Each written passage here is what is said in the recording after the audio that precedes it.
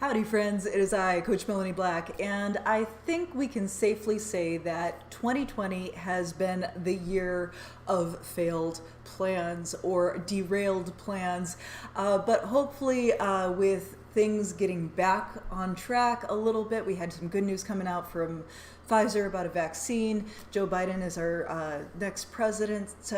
Maybe maybe it's time to turn it all around. So that's what I'm going to talk about today. I'm going to talk about personal failed plans, weight gain, and what we're doing next steps. Now, I've got some things to disclose to you today. So if you don't like a personal stories style YouTube video, you might want to skip this one and maybe go to something more instructional, because this is very much the prelude to an interesting fat loss journey series that we will have coming up. But if you don't want to know the story behind the backstory, the fluff, then you can skip this one. Now, as you may or may not know, watching me right now, I have been a fitness coach since 2008, certified through American Council on Exercise, been helping people with their weight loss journey. I got into fitness because I myself, when I was in my late 20s, early 30s, I had a major transformation. I never worked out when I was younger. I was always, very sedentary. And then after having my two children and a few years after that, when I was about 26, I was in the worst shape of my life. And I was about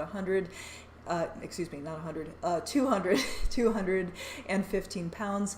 And it wasn't even the weight so much that bothered me, but I was having also anxiety attacks, panic attacks, chronic back pain, and I felt really lousy, and so I got into fitness, just not knowing kind of what else to do to try to begin to fix the problem. I was not that I have anything against Western medicine or medication or psychologists, psychiatrists, all that kind of stuff. It just was not in my culture, in my upbringing, to go to those sources or to go to a doctor first to fix like the mental health problems that I was having. So I was trying to find a way to fix it on my own. And I was very fortunate that my hunch was correct, and that by working on getting my body more fit, a lot of these problems resolved. Now, I wasn't expecting the anxiety and depression to go away the way it did, but it did, which was awesome. The back pain went away. The excess body fat. I was more energetic, and I was so inspired by my own transformation that is what led me to become a coach, and especially in working with people for whom they're not, exercise was not part of their upbringing necessarily. They don't consider themselves jocks or fitness people. They're trying to look at fitness as a means to be more energetic for the things that they love to do. And I love my job, but I ran into a problem last year. I was having a discussion with somebody, and she had just turned 42, and she was saying to me that I couldn't possibly understand what she was going through with her fat loss journey. She told me, look, you don't know what it's like trying to lose this amount of weight when you're my age. She says, you lost your weight when you were still in your 20s, which is true. I was 29 when I went through that major body transformation, and was a different person between 26 and 30, just completely different person. And she told me, the age, it makes a difference. It really does. And I kind of, I did a thing that I'm not proud of, and that was, in my mind, I really dismissed this idea. I thought she was making excuses, and I was not being sympathetic. No, those weren't the words that were coming out of my mouth, but I've always prided myself on being a very, understanding coach, right? Like, everybody is on their own journey. Everybody's body is different. We're all in different places, on the age spectrum, on the gender spectrum, on, we all have different genetics to deal with. So everybody's body is different. We all have different problems that we're working with. And most of the time, I feel like I do a pretty good job being sympathetic to that. But I was not sympathetic, at least internally. My internal dialogue was not sympathetic to this person. And I kind of shocked myself with that. I'm like, gosh, why am I so mean? Like, what's my problem, you know? And I was thinking about it, and I noticed myself becoming increasingly more impatient with people's excuses for not sticking to the meal plan. And like, I remembered having difficulty making changes to my nutrition. Of course it's difficult. I know this is a fact. But you know, if something was a number of years ago, it kind of fades after a while, right? You become less sympathetic maybe than you once were. And I decided in that week, not in that moment, but in that week, that I was going to go through, put myself through an experiment that is inspired by the book Fit to Fat to Fit.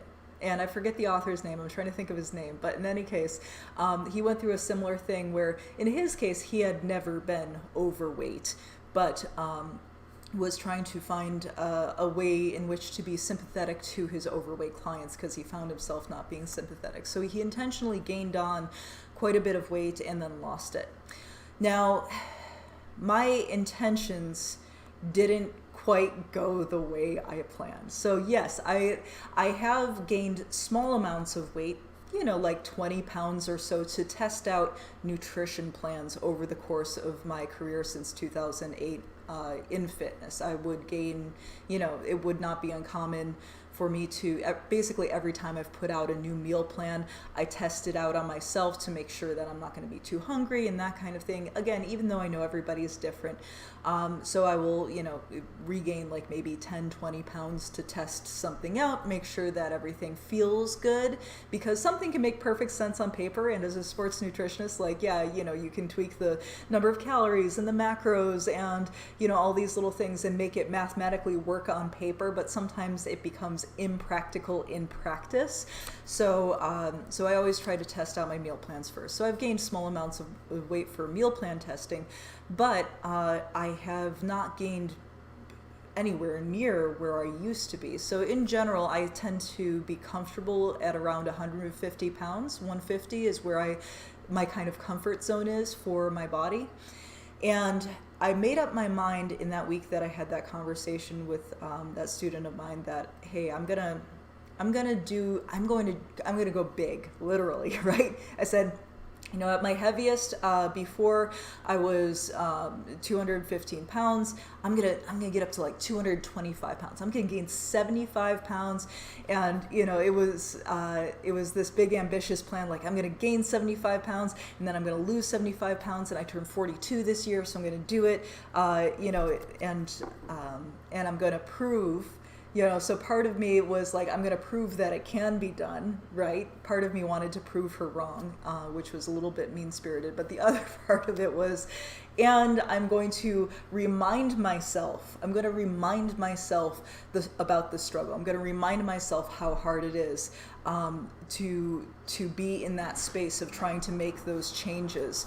So I made this decision, and then a number of crazy things happened. COVID-19 hit. I had to restructure my business. I had to change how things were going. And yes, gaining weight is easy. It's easy, guys. All you have to do is eat lots of chips and beer and ramen noodles. Now, this isn't a healthy bulk by any stretch of the imagination. If you are a person who is underweight and is struggling to gain weight on, these are not the recommendations that I would typically make. If you happen to be one of these people and you would like some advice on that, please let me know. I'll be happy to help you. You can drop them in the comments, and I will help you with that. But I just wanted to, you know, and it was fun. I'll be honest. I love beer. I love chips. I love ramen. I love all these foods, and COVID-19 hit and things were super stressful. So I was stress eating on top of it, right? So I was stress eating. So I'm like, okay, well, timing's good anyways. I'll gain this 75 pounds, no problem, right? I'll make it to that 225 in a very short amount of time. But then something interesting happened. Now, I did not lose my appetite. When I am stressed, I absolutely do eat. But what happened was I started to, because I had to restructure my business, and I had to unfortunately go through a very stressful time of letting some of my trainers go, I had to start teaching more classes. So now, all of a sudden, I'm working out 3-4 times a day, every single day, in addition to my own workout. So I'm working out like 3 to 5 hours per day, and my weight gain stalls out. Now, I don't lose weight, even though, I don't reduce my calories. Like, I'm not losing weight during this time. And for a little bit, I thought, I'm going to give up on this weight gain project. This is not a good time. I'm starting to feel the effects of the weight gain as well. I'm starting to get low-level panic attacks. I'm starting to feel like my joints ache a little bit in the morning, that kind of thing. I'm like, this is not a good time for this project. I'm going to back off of this. But I got stuck in a weird place. I could neither lose nor gain the weight for 3 months, I think. Yeah, like I just got stuck. And I got stuck in part because I was exercising enough, that I was burning enough calories that I wasn't putting on any additional weight, but I was too stressed to lose the weight either. So my body was under too much stress. And this is something I've spoken to a lot of our members about, is when you are physically, mentally stressed, your body will want to hold on to body fat, especially around the middle, around that midsection that is classic cortisol fat patterning. So I was stuck in this limbo of having gained about 40 pounds on my 75-pound weight gain that I was after, and I was just not able to gain, not able to lose, even though I started reducing my calories, started going back to tried and true meal plans. I was just overworked. My body was overworked, and your body will not lose weight if it is overworked. Also, I wasn't sleeping. I was having a lot of trouble sleeping. I was under a huge amount of financial stress, and just everything seemed to be falling apart, right? And then on top of that, having been more overweight than I've been in a long time, like I said, the panic attacks started creeping back in. I wasn't sleeping, and my joints were hurting, and it was a rough time. And, both physically and mentally. And then still trying to be there for folks as they're going through their own struggles too, because everybody's struggling right now, right? So I am happy to say that over the past couple of months, I feel like things have gotten a little bit more stable. Like I got things kind of, on an even, steady keel, as far as like I'm getting some help from my husband with the classes. He's also an excellent personal trainer, by the way. And things are kind of leveling out a little bit, right? We were going to be moving, and that was another stressful thing. Like I wasn't sure where we were going to be living at the end of the year. So we found an apartment. So my husband's helping the classes. We found an apartment. The different little minutia that goes along with that. Oh, the stress of the election. Oh my goodness. So many things, right? And the first thing that I was able to fix was I was able to fix my sleep. And this is huge. You cannot change your body if you are chronically underslept. So that is my number one piece of advice, whether you have difficulty putting on weight and you're underweight and you're trying to gain, or if you are overweight and you're trying to lose weight. Number one, you got to get your sleep in order. And it just makes everything in life easier to deal with. Now, so I got my sleep in order, and then I was like, okay, so now I can have movement, right? Now I can make decisions about what I'm going to do with my body, one way or the other. And I decided that I'm going to, as of today, I met this goal. I'm going to bump it up just another 10 pounds. I'm not going to go all the way to 75. I'm already feeling ill effects from the 40. I'm not going to go all the way to 75.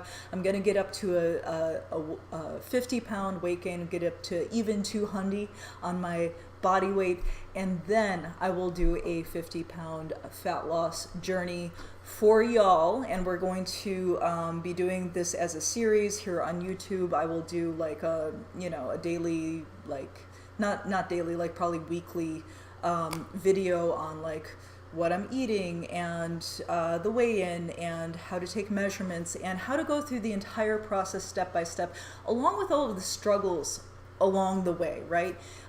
It had been my intention to video and journal all of my struggles in the gaining process, but because things were just so chaotic and I was so stressed, I will tell you that it's just been a freaking nightmare. To put it mildly. All right. It's been a lot, but these past couple weeks, thanks to beer and cheesecake and chips and lots of ramen noodles, I was able, and working out a little bit less, I was able to finally get up that last little 10 pounds. Today I weighed in at 199.2, so I didn't quite get to 200, but it's Monday. By the end of the week, I'll be at 200, and then next week I'm going to start my fat loss journey. It's going to be a 50-pound fat loss journey. I'm going to set a 5-month goal for this 50-pound fat loss journey, and now what I expect to happen is that in the first month I will lose about 20 pounds, because on the program that I'm going to be doing, let's see, do I have the slides here? Yeah. These people over here. So these are just a few of them, but we've done this program with literally thousands of people at this point. So it's very, very consistent. We call it our Power Up Meal Plan, the Pump Plan, and it's very, very simple and very effective. And that is what I'm going to use for my weight loss journey, and I expect that the first month I will lose about 20 pounds, and that after that it will slow down to a steady about 2 pound a week weight loss. And yeah, so 50 pounds in 5 months is the goal, and I'm going to be taking you through that not only with the good, but the bad and the ugly as well, because one of my pet peeves about fitness trainers and Instagram fitness models and all these people who are proponents of these weight loss journeys, they only tell you the good things that happen. They don't talk about the saggy skin. They don't tell you about the mood swings. They don't tell you about the struggles along the way. So we're going to be very real with it. We're going to do probably a weekly video in the YouTube live. So if this is a type of a journey that you're interested in seeing the nitty gritty on, go ahead, click to like, subscribe, all that kind of stuff. And if you want to join me on this journey, starting next month, I will be accepting up to 5 people a month for our transformation program. That's this one right here with lots of extra accountability and support.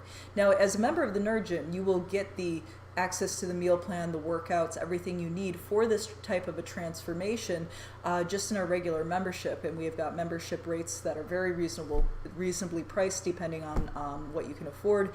But if you want like personal check-ins every single week, multiple times per week, that kind of thing, and lots of tracking and really kind of hardcore support and accountability, then go ahead and sign up for the $300 weight loss challenge if you go to thenerdgym.com. But either way, if you're watching this video all the way to this point, definitely click like, subscribe, and the bell so that you can get notifications when I do upload videos about this progress and about my weight loss journey of losing 50 pounds as a 42-year-old woman. And just all that good honesty. Oh, and I have to show you what I look like, because here it is, baby, the big reveal. Look at all that back fat. Boom, yes, and the belly. Yeah, so yeah, I'm about a solid 200 pounds right now. I carry a lot of weight in my legs, y'all. Probably should have worn shorts to really show what's going on here, but I carry a lot of weight in my legs, and I am pretty dense. I will tell you that when I was in my 20s and I was 215 pounds, I was like more than like double the width of my current self right now. So muscle mass does make a difference as far as like density goes. Still got some abs under there. They're in there. I can feel them. They're a washboard under all that glorious, rich, creamy fat. And as a body positive coach, that's one of the things that I do get asked about from people like, what if I just want to stay, what if I want to stay fat? And like, if that's what you want to do, I support you. The thing that I notice for myself is how I feel when I am fat versus when I am lean is very, very different. And it's not just about looks, right? It's not, your vanity is valid. If you want to, if you feel good at a heavier body weight, you feel like you look good, then that's really what matters. If you feel good, right? You want to feel good too. You don't want to put yourself through extra stress. Life is hard enough, honey. Give yourself a break, right? So yeah, I hope you will join me for this fabulous fat loss journey. And if you have any questions about your own fat loss journey or would like to share your experience, maybe you're somebody who is going through a fat loss journey, over 40 years old. That was the whole thing that sparked this idea, this conversation, and ultimately the intentional weight gain for weight loss journey that I am going on now. So lend me your thoughts, people, and I will see you next time on Zinner Gym Live. Bye-bye. Bye.